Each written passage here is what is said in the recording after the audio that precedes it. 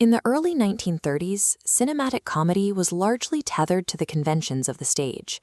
Audiences sat down to romantic films filled with polite banter, where actors delivered highly rehearsed, turn-based melodrama exactly as they would in a live theater.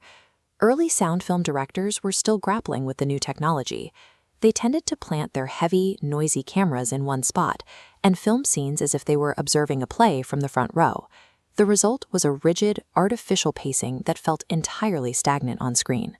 That stagnation broke in May of 1934 when Columbia Pictures released a film called 20th Century. It looked and sounded like nothing else playing in theaters at the time. The architect of this break was director Howard Hawks. He rejected the slow, polite conventions of early romantic comedies, opting instead to direct a chaotic, high-velocity battle of the sexes. Hawks moved beyond simple gags to target the mechanics of the performance itself, dismantling the rhythmic safety of the theater to see how much speed a camera could actually handle. The story centers on Oscar Jaffe, played by John Barrymore. Jaffe is an egomaniacal Broadway producer whose career is rapidly collapsing after a string of flops, pushing him to increasingly desperate measures. His target for salvation is his former protege and ex-lover, Mildred Plotka, now the glamorous Hollywood superstar Lily Garland, played by Carole Lombard. Jaffe knows he must manipulate her into signing a new contract to save his own skin. The physical trap that forces their confrontation is set when Jaffe boards the 20th Century Limited, a luxury express train speeding from Chicago to New York, and realizes Lily is a passenger on the exact same route. By locking his characters in the tight corridors and confined luxury compartments of the train, Hawks magnified the interpersonal tension.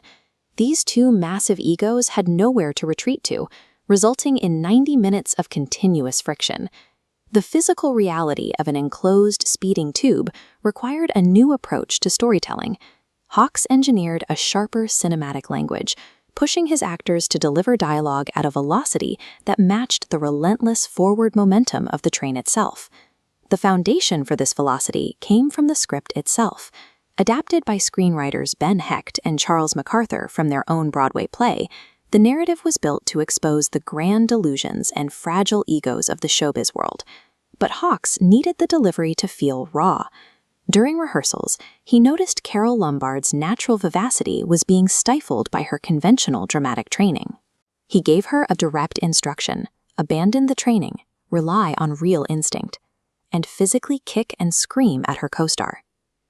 To capture that chaos, Hawks instituted a specific technical innovation. The top track shows the traditional polite dialogue model, where actors wait for their turn to speak. The bottom track shows Hawks' mandate: overlapping dialogue. He instructed his cast to deliberately talk over one another, stacking and intersecting their lines without waiting for the rehearsed theatrical pause. As we compress the bottom timeline, you can see the result. By stacking the speech, a massive amount of data and dialogue fits into a tight 10-second window. The physical density of words delivered per minute skyrockets. Hawks prioritized the messy, aggressive rhythm of genuine human arguments over perfectly enunciated delivery. This single decision severed the film from the artificiality of the stage, creating a soundscape that felt genuinely alive. The immediate on-screen outcome was a brilliantly chaotic picture. By forcing classical theater posturing to crash into raw, unbridled energy, Hawks created a high-friction collision of cinematic timing. Feeding off this relentless pace, John Barrymore gave what is widely considered the definitive comedy performance of his legendary career.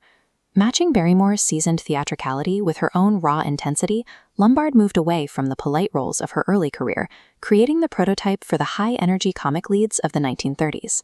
The film marks the moment cinema stopped trying to mimic the timing of a play and began to dictate its own.